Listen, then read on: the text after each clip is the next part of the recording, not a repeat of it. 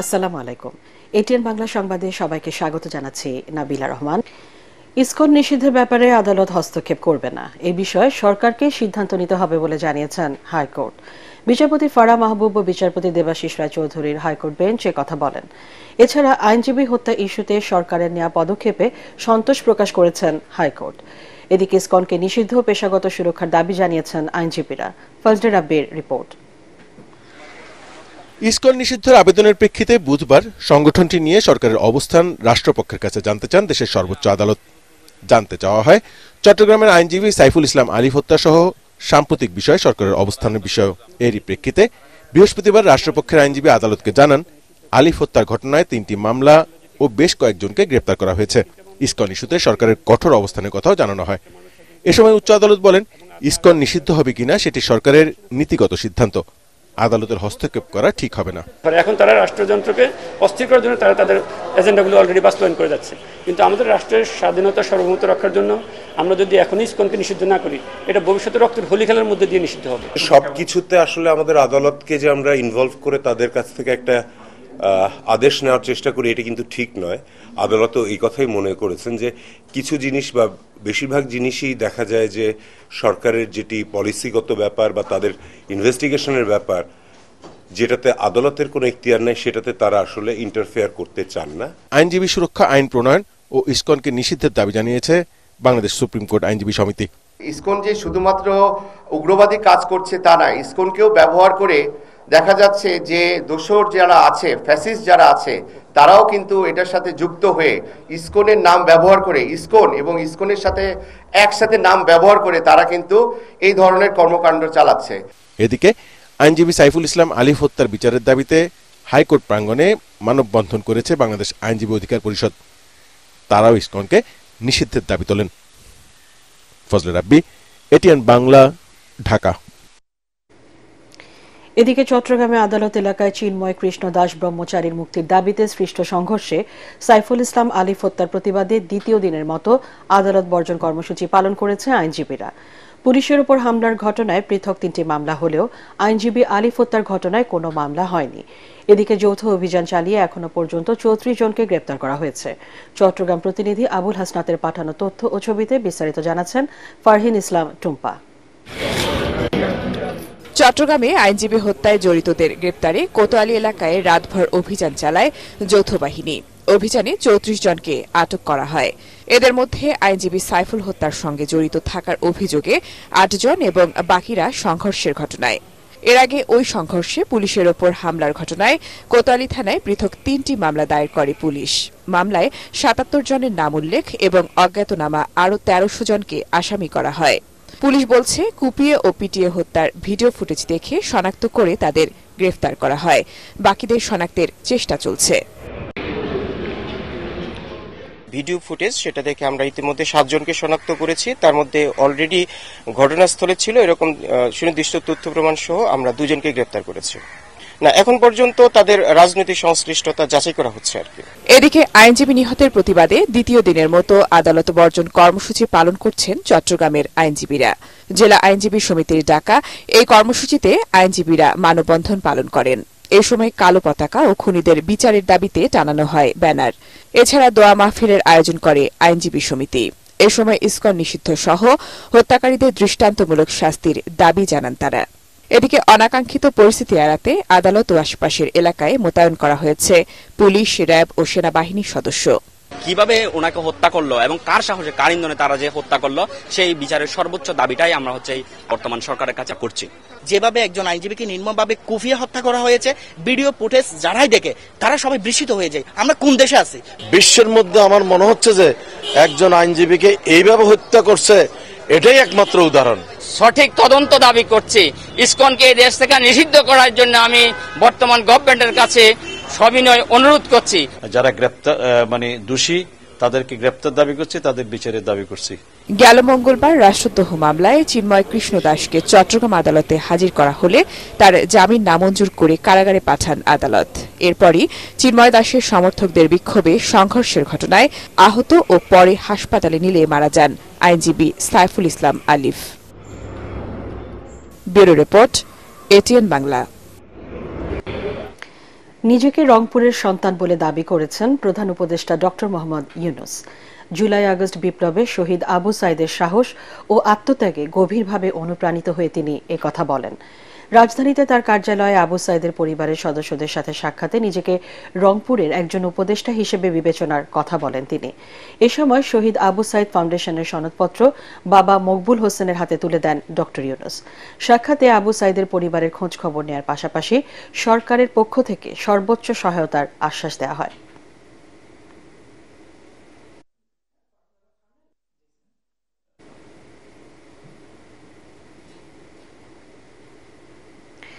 দেশের মানুষ স্বৈরাচারকে বিদায় করেছে, এখন দেশ গড়ার পালা। সেটা করতে হলে ডাক্তার ইঞ্জিনিয়ারের পাশাপাশি মেধাবী খেলোয়াড় তৈরির তাগিদ দিয়েছেন বিএনপির ভারপ্রাপ্ত চেয়ারম্যান তারেক রহমান। লালমনিরহাটের বড় বাড়িতে শহীদ আবুল কাশেম মহাবিদ্যালয় মাঠে শহীদ জিয়া স্মৃতি ফুটবল টুর্নামেন্টের ফাইনাল ম্যাচের আগে লন্ডন থেকে ভিডিও কনফারেন্সে যুক্ত হয়ে একথা বলেন তারেক রহমান। তিনি আরও বলেন, জনগণের সমর্থনে বিএনপি সরকার গঠন করতে পারলে সরকারের পক্ষ থেকে প্রশিক্ষণ দিয়ে ভালো খেলোয়াড় তৈরি করা হবে। বিএনপির ভারপ্রাপ্ত চেয়ারম্যান আরও বলেন, পেশাদার খেলোয়াড় আর সাংস্কৃতিক কর্মী গড়ে তুলতে পারলে নতুন কর্মসংস্থান সৃষ্টি হবে। সমাপনী অনুষ্ঠানে বিএনপির স্থায়ী কমিটির সদস্য মির্জা আব্বাস উপস্থিত ছিলেন। বিদায় করেছে এই দেশ থেকে, দেশের মানুষ স্বৈরাচারকে বিদায় করেছে এই দেশ থেকে। এখন সামনের দিনে হচ্ছে দেশ গড়ার পালা। আগামী দিনে আমাদের লক্ষ্য থাকবে, উদ্দেশ্য থাকবে, যে পরিকল্পনা আমরা নিয়েছি, এই দেশের মাটি থেকে, এই দেশের সন্তানদের ভেতর থেকে আমরা ভালো খেলোয়াড় বের করে নিয়ে আসব।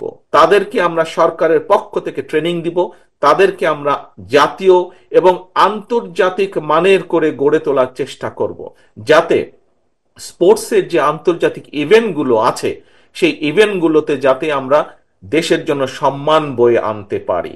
পরিকল্পনা নিয়ে আমরা ধীরে ধীরে দেশের জন্য ভালো খেলোয়াড় গড়ে তুলব।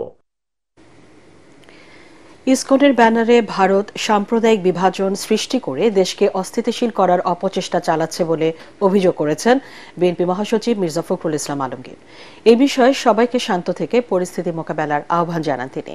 রাজধানীতে আলাদা অনুষ্ঠানে তিনি বলেন, হঠকারিতার মাধ্যমে ফ্যাসিবাদ ফিরে আসার পথ যেন তৈরি না হয় তা নিশ্চিতে সবাইকে সতর্ক থাকতে হবে। হুমায়ুন চিস্তির রিপোর্ট। আক্রমণের মুখে স্বাধীন সাংবাদিকতা ও গণমাধ্যম প্রতিষ্ঠান শীর্ষক মতবিনিময় সভায় সংবাদপত্রের মালিকদের সাথে অংশ নেন বিভিন্ন রাজনৈতিক দলের শীর্ষ নেতারা। নোয়াব আয়োজিত এ আলোচনা সভায় বক্তারা বলেন, গণমাধ্যমকে দুর্বল করে গণতন্ত্রকে শক্তিশালী করা কখনোই সম্ভব নয়। গণতন্ত্র প্রতিষ্ঠিত করতে হলে স্বাধীন সাংবাদিকতার নিশ্চয়তা রাষ্ট্রকেই দিতে হবে। এই শিল্পের বিকাশ না হলে স্বাধীন সাংবাদিকতা কোথায় থেকে আসবে এবং গণতন্ত্র কিভাবে প্রতিষ্ঠিত হবে? এই লড়াইয়ে যদি আমরা হেরে যাই তাহলে বাংলাদেশ রাষ্ট্রের কোনো ভবিষ্যৎ নাই। মানুষের চিন্তা, বিবেক এবং বাক স্বাধীনতার সাথে খুবই সম্পর্কিত, সেটার ব্যাপারে কোনো হস্তক্ষেপ করা যাবে না। স্বাধীন গণমাধ্যমের উপরে আক্রমণ চলছে, এইটাকে আমাদের সবাই মিলে রুখে দাঁড়ানো দরকার। এ সময় বিএনপি মহাসচিব বলেন, পলাতক ফ্যাসিস্ট শক্তি কলকাঠি নেড়ে দেশের মানুষের আশা আকাঙ্ক্ষা বাস্তবায়নের সুযোগ নষ্ট করতে চায়। যে কোনো মূল্যে গণমাধ্যম ও ভোটের স্বাধীনতা রক্ষা করা প্রয়োজন বলেও মন্তব্য করেন তিনি। আপনার কিছু কথা বলা হচ্ছে, যে কথাগুলো আমার কাছে মনে হয় যে পুরোপুরি নৈরাজ্যের দিকে নিয়ে যাচ্ছে, এনার্কির দিকে নিয়ে যাচ্ছে। কিছু কাজ হয় যেটা আপনার রাজনীতিকরণের দিকে নিয়ে যায়, নৈরাজ্য সৃষ্টি করা, একটা হঠকারিতার দিকে যাওয়া। এটা এই মুহূর্তে, এই সময়ে আমার মনে হয় যে জাতির জন্য সবচেয়ে ক্ষতিকর হয়ে দাঁড়াবে। এর আগে সকালে জাতীয় প্রেস ক্লাবে রাষ্ট্র পুনর্গঠনে লেখক শিল্পীদের ভূমিকা শীর্ষক মতবিনিময় সভায় বিএনপি মহাসচিব আরও বলেন, সাম্প্রদায়িক বিভাজন তৈরি করে গণ অভ্যুত্থানের বিজয়কে ম্লান করা যাবে না। ভারতবর্ষের মিডিয়ার বিষয়গুলো দেখতে পাই। কাল রাতেই আমাকে কয়েকজন ফোন দিয়েছেন, তাদের একটাই মাত্র লক্ষ্য, প্রশ্ন যে ইসকনের ব্যাপারে আপনারা কি করছেন। উদ্দেশ্য প্রণোদিত একটা অবস্থা তারা তৈরি করতে চায়, সেই অবস্থা নিয়ে প্রথমবার ফেল করেছে, এখন আবার নতুন করে আবার সেই অবস্থা তৈরি করতে চায়। এইটা আমাদেরকে সজাগ থাকতে হবে। আর আমরাও সেখানে কোনো মতেই যেন আবার সেখানে আরও একটা বিভাজন সৃষ্টি না করি। এখন যেটা এই মুহূর্তে যেটা প্রয়োজন, সবাইকে শান্ত থেকে বিষয়গুলোকে অনুধাবন করে আমাদের ধীরে ধীরে এগিয়ে যাওয়া এবং সবাইকে সঙ্গে নিয়ে সামনের দিকে আগানো। ফ্যাসিবাদ ফিরে আসার রাস্তা যাতে তৈরি না হয় তা নিশ্চিতে সবাইকে হঠকারিতা থেকে দূরে থাকার পরামর্শ দেন তিনি। হুমায়ুন চিস্তি, এটিএন বাংলা, ঢাকা। ভারতের কোনো এজেন্ডা বাংলাদেশে বাস্তবায়ন করতে দেওয়া হবে না বলে হুঁশিয়ারি দিয়েছেন বৈষম্য বিরোধী ছাত্র আন্দোলনের মুখ্য সংগঠক আব্দুল হান্নান মাসুদ। তিনি বলেন, জুলাই বিপ্লবে ছাত্র জনতা ঐক্যবদ্ধ থাকায় শেখ হাসিনার সরকারকেও ভারত টিকিয়ে রাখতে পারেনি। জাতীয় ছাত্র সংহতি সপ্তাহে ঢাকা সিটি কলেজের শিক্ষার্থীদের সাথে মতবিনিময় সমন্বয়করা বলেন, ফ্যাসিবাদের দোসরদের ফাঁদে পা না দিয়ে ছাত্র ঐক্য অটুট রাখলে তাদের সব ষড়যন্ত্র বারবার ব্যর্থ হবে। আদ্দিন সজীবের রিপোর্ট। দাবির নামে দেশি বিদেশি নানা ষড়যন্ত্রের কথা বলছেন রাজনীতিবিদ এবং বিশ্লেষকরা।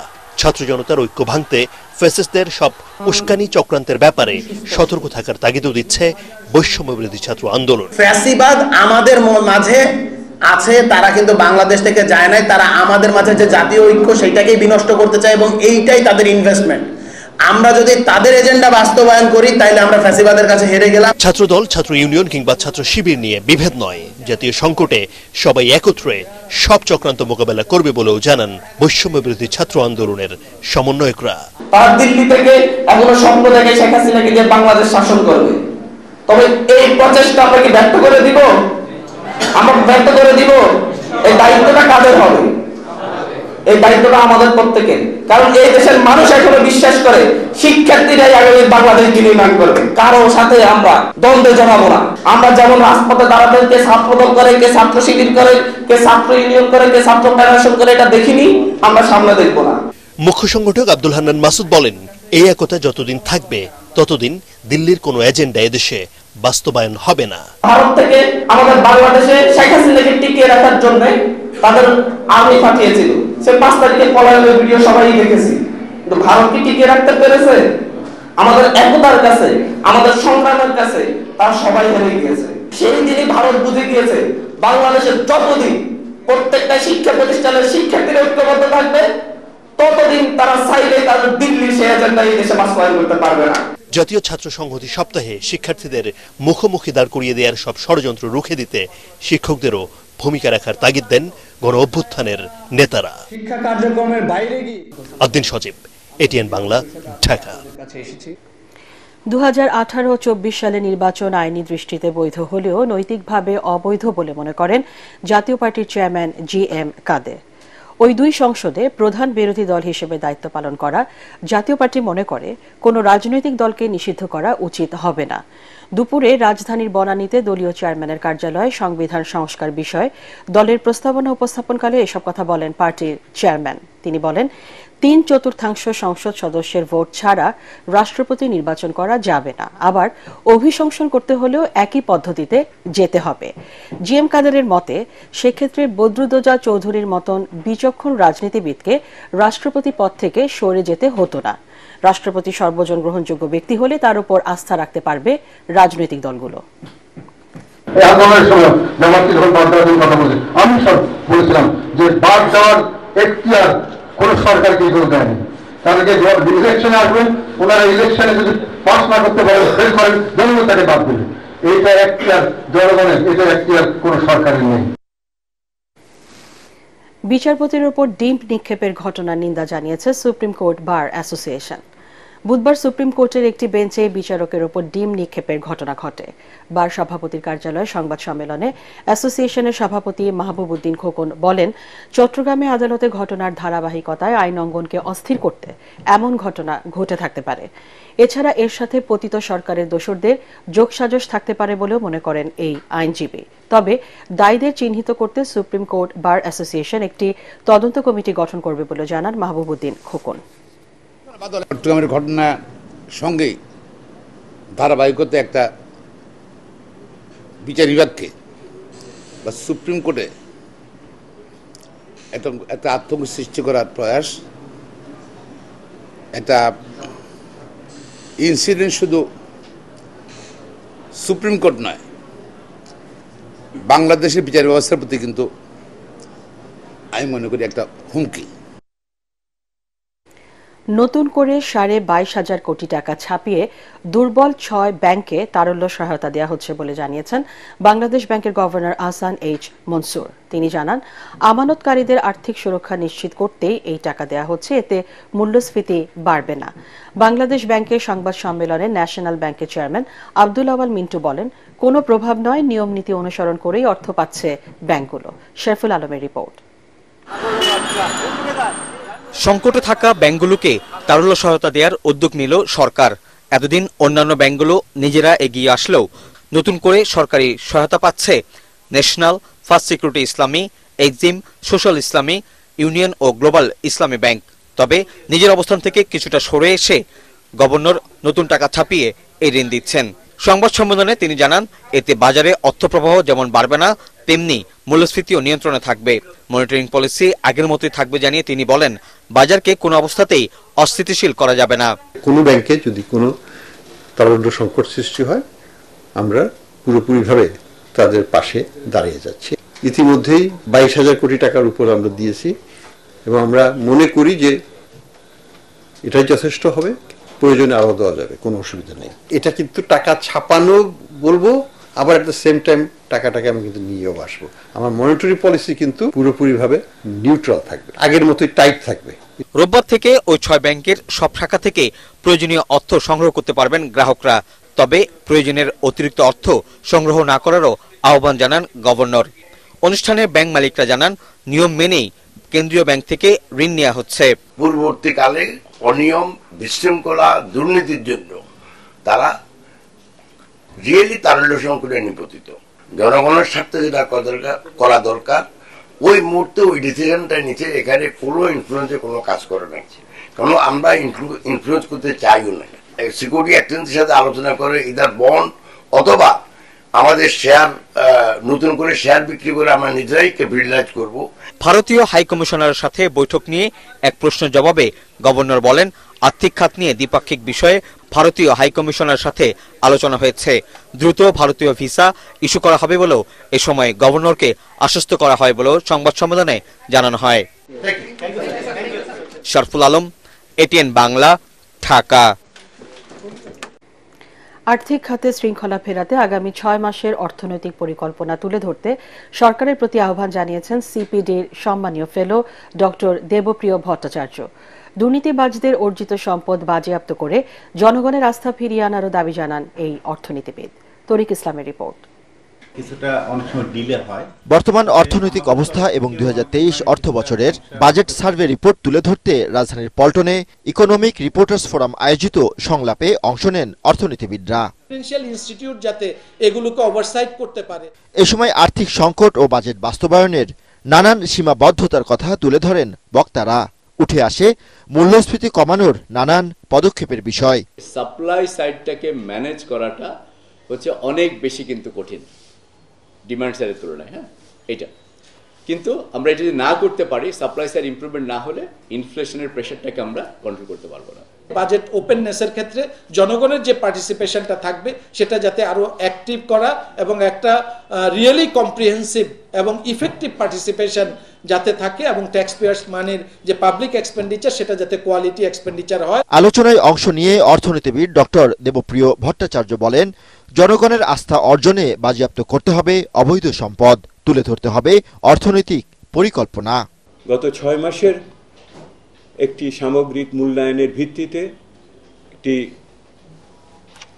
আমাদের একটি সেই অর্থে দলিল দরকার, যেটা আমাদের আগামী পরবর্তী 6 মাসকে নিয়ে এগিয়ে নিয়ে যাওয়ার ক্ষেত্রে দিক নির্দেশনা দেবে, বাজারকে এক ধরনের স্বস্তি দিবে এবং অবশ্যম্ভাবিতা সম্বন্ধে ধারণা দিবে এবং সেটাকে কেন্দ্র করে পরবর্তী বাজেটকে যাতে আমরা নিয়ে আলোচনা করতে পারি। আলোচনায় কর আদায় ও রিজার্ভ বৃদ্ধির মাধ্যমে আর্থিক সংকট সমাধানের বিভিন্ন দিক তুলে ধরেন বক্তারা।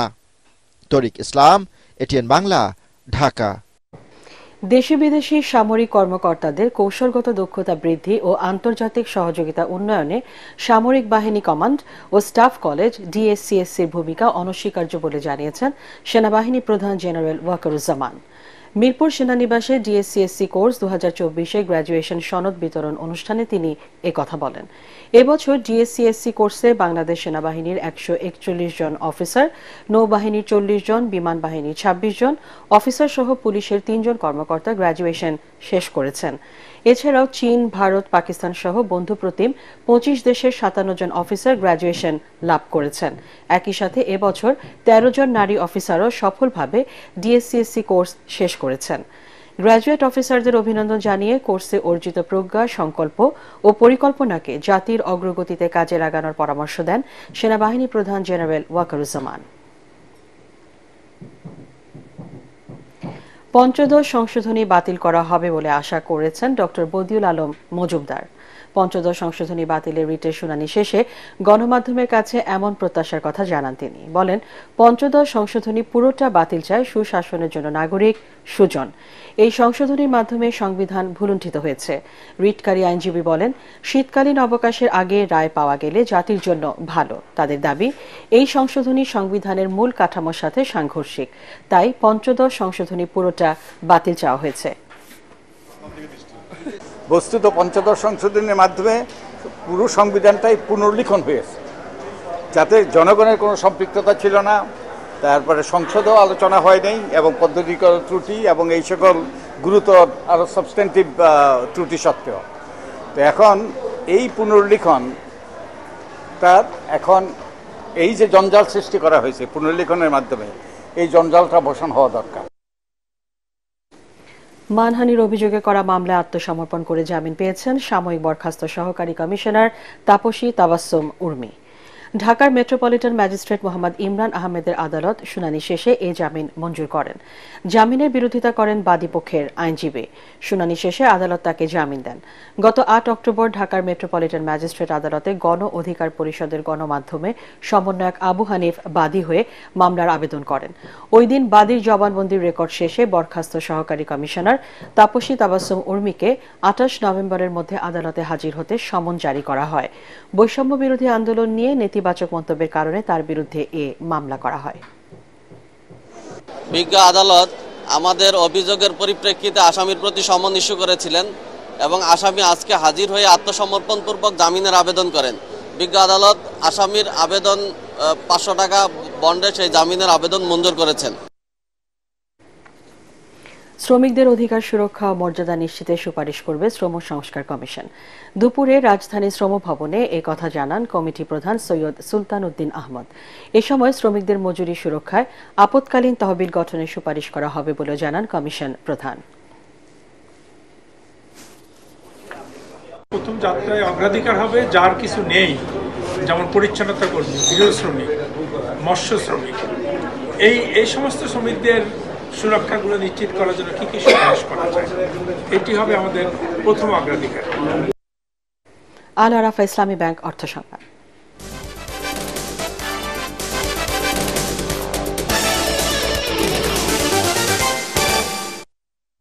দেশে প্রথমবারের মতো পূর্ণাঙ্গ ডিজিটাল স্বাস্থ্যসেবা প্ল্যাটফর্ম সুখীর উদ্বোধন করা হয়েছে।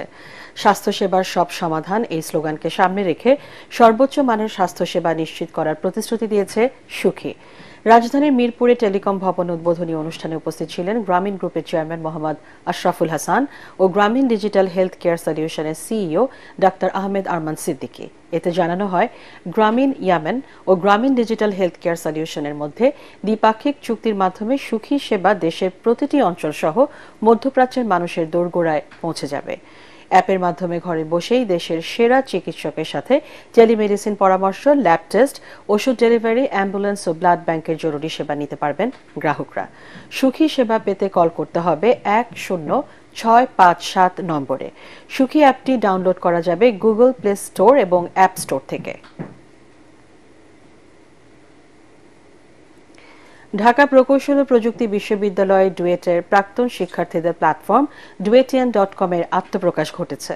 এ উপলক্ষে ইঞ্জিনিয়ার্স ইনস্টিটিউশন মিলনায়তনে ডুয়েটের সাবেক শিক্ষার্থীদের মিলন মেলা অনুষ্ঠিত হয়। সংগঠনের যুগ্ম সম্পাদক প্রকৌশলী মাহমুদুল হাসানের সঞ্চালনায় আয়োজিত অনুষ্ঠানে বক্তব্য রাখেন অবসরপ্রাপ্ত এয়ার কমোডর অধ্যাপক হোসাইন হায়দার, উপদেষ্টা পরিষদের সদস্য সচিব প্রকৌশলী মঈনুল ইসলাম, সংগঠনের আহ্বায়ক প্রকৌশলী কামাল হোসেন, এম শাহিদুল ইসলাম শাহেদ, দিদারুল ইসলাম এবং সমন্বয়ক প্রকৌশলী শহীদুল আলম প্রমুখ। বক্তারা আশা করেন duetian.com প্রাক্তন ও বর্তমান শিক্ষার্থীদের মধ্যে সেতুবন্ধন তৈরি করবে।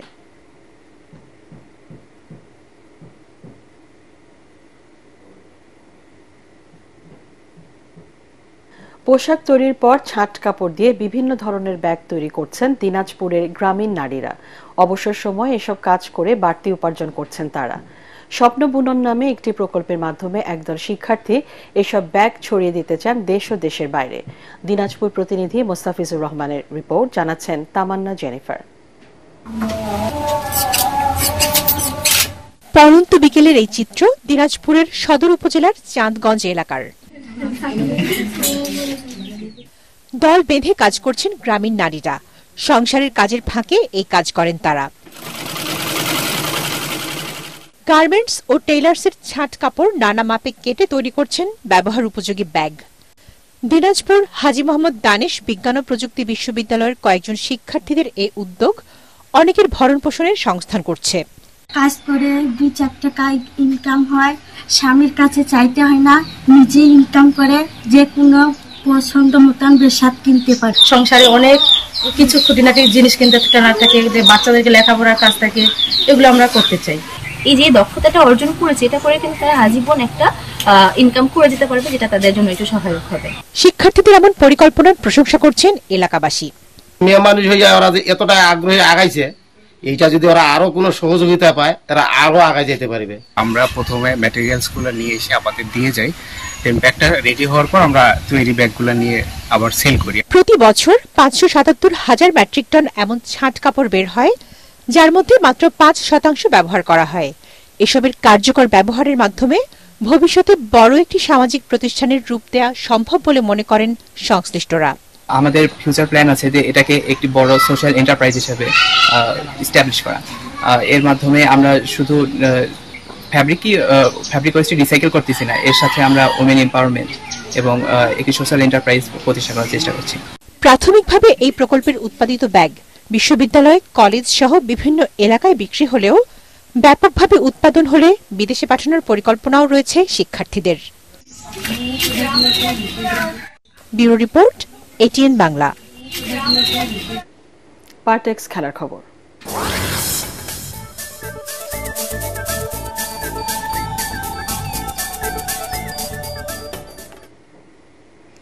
গ্লোবাল সুপার লিগের অভিষেক ম্যাচে হ্যাম্পশায়ার হকসের কাছে সুপার ওভারে হেরেছে রংপুর রাইডার্স। গায়ানার প্রভিডেন্স স্টেডিয়ামে আগে ব্যাট করা হ্যাম্পশায়ারকে 132 রানে অল আউট করে বাংলাদেশের ফ্র্যাঞ্চাইজি দলটি। সর্বোচ্চ 56 রান করেন শান মাসুদ। রংপুরের হয়ে 5 উইকেট নেন জ্যাক চ্যাপেল। জবাবে আফিফ হোসেন, মেহেদী হাসান, সাইফুদ্দিনের ব্যাটিং ব্যর্থতায় জেতা ম্যাচ টাই করে রংপুর। সুপার ওভারে 12 রান তোলে নুরুল হাসান সোহানের দল। জবাবে সহজেই সেই ম্যাচ জেতে হ্যাম্পশায়ার। ব্যাপক উৎসাহ আর উদ্দীপনায় সাভারে দ্বিতীয় দিনের মতো শেষ হলো ঢাকা পর্বের ইস্পাহানি প্রথম আলো আন্তঃবিশ্ববিদ্যালয় ফুটবল প্রতিযোগিতা। আয়োজকরা বলছেন, এ ধরনের খেলার মধ্য দিয়ে তৃণমূল থেকে ফুটবলার তৈরি করা সম্ভব হবে। সাভার প্রতিনিধি শেখ বাশারের পাঠানো তথ্য ও ছবিতে রিপোর্ট করছেন SM আশরাফ। ম্যাচ শুরুর আগে সাভারের বিরুলিয়ায় ডেফোডিল ইন্টারন্যাশনাল ইউনিভার্সিটির ক্যাম্পাসে হাজির খেলোয়াড়, দর্শকরা। দিনের শুরুতে আক্রমণ পাল্টা আক্রমণের ম্যাচে শেষ পর্যন্ত জয়ের হাসি নিয়ে মাঠ ছাড়ে BGMEA, university of fashion and technology.